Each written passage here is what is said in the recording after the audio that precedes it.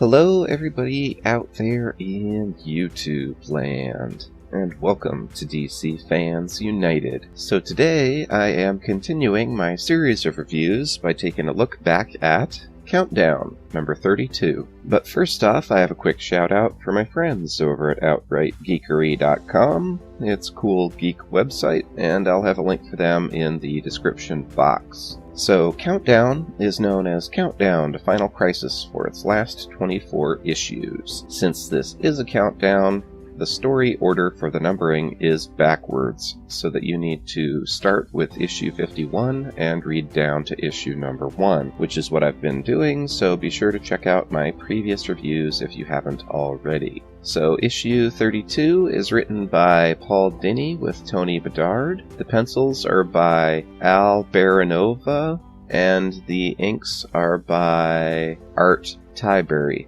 and the colors are by Tom Cho. Now, the cover is by Talent Caldwell and J.D. Smith. I like the cover a lot. I thought it was pretty hilarious. So, as you can see, what it is the DC superhero women are at a bachelorette party, and Stargirl and Supergirl are trying to talk their way past the bouncer, because apparently they're too young to go in there. So I thought that was really funny, and that's actually something that happens in this issue. So that's a pretty unique cover. I don't think I've ever seen one like that before. Thought it was pretty awesome. And the best thing is, it's something that actually happens in the comic. So I'll go ahead and start off on the first page. And this picks up with something that happened in the last issue. So you definitely want to follow these in the correct order. So Mary Marvel's talking to this witch boy who's named Clarion. And he wants a very small amount of her power, he says, and he had more or less helped her in the last issue, although it was something he had set up and then helped her with. So she says she'll give him a tiny bit of her power, but as you can see here, these weird like tendrils come out, and he's gonna try and steal all of her power. So as you can see here, she wasn't having any of that, and she backhands him and goes flying. Mary Marvel is absurdly powerful right now because she has all of Black Adam's powers. So she gets really mad, and she's probably gonna kill him, but then a voice in her head tells her, well, it encourages her. It says, "Yes, Mary, kill them if you like. They won't be missed." And she says, "Who said that?" And it says, "The one you're searching for." So she flies off to go and find the voice.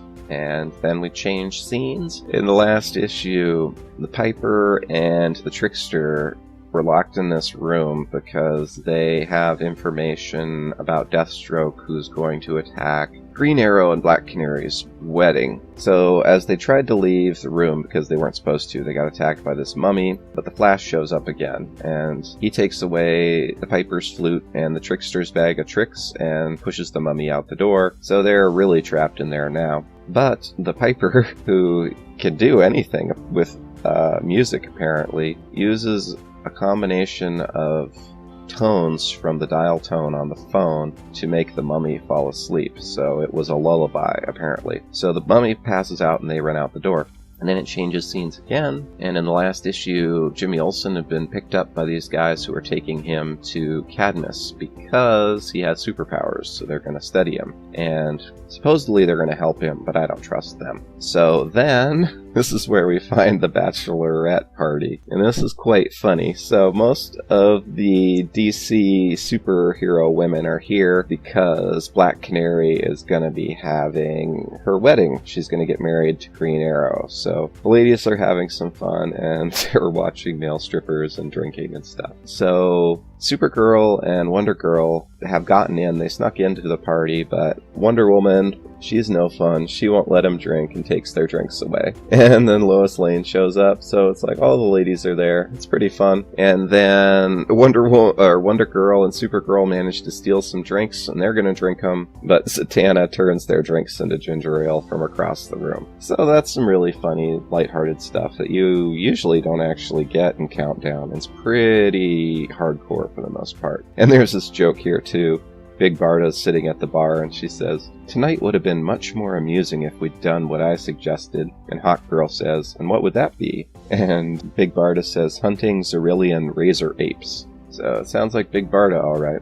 And then we see the next page, the mummy comes running and he smashes, and he's in the room now. He's looking for the Piper and Trickster who are on the run, and now they're there too. So we end up with this whole bar fight scene with Big Barda and everybody, all the superhero women, and they're fighting the mummy, and Supergirl and Wonder Girl actually managed to get a hold of some alcohol, but they think it tastes really terrible, and they regret ever having drank it. So that's pretty funny. Zatanna turns the mummy into dust, and Supergirl and Wonder Girl pour their drinks out. In the chaos, the Piper and the Trickster run outside, and they steal some keys from a valet. So they steal a car, and they're off now. Then we change scenes yet again. So these guys are traveling through the multiverse, and they're looking for Ray Palmer. So they pop in, and they're in the Red Sun universe, and the Red Sun Superman flies at them, but they pop out again. And then they end up on Earth 3,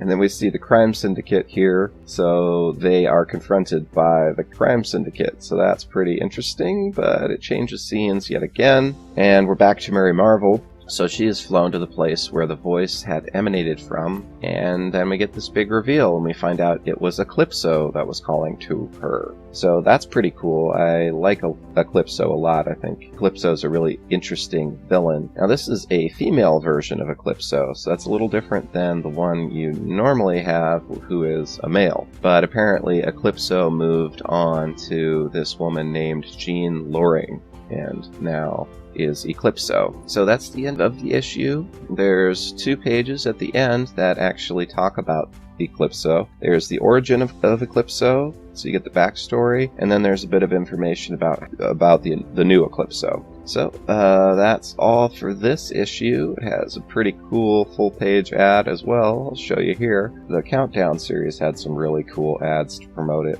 and this is one of them. Alright, so that's all for now. I hope you enjoyed the issue. I liked it. You really have to follow these in order. I know I keep saying it, but as you could tell, there was like 6 or 7 different scenes that only took up a couple of pages in this issue. So you really got to read them in order to have any idea of what's going on. I liked it though, had a lot of action, and it had way more humor than they usually do. Alright, that's all for now. I'll have another video up for you before you know it. Be sure to hit the bell for notifications, because I put up videos, honestly, if not every day, like every other day. So, alright, that's all for now. Thanks for watching. Bye. End of line.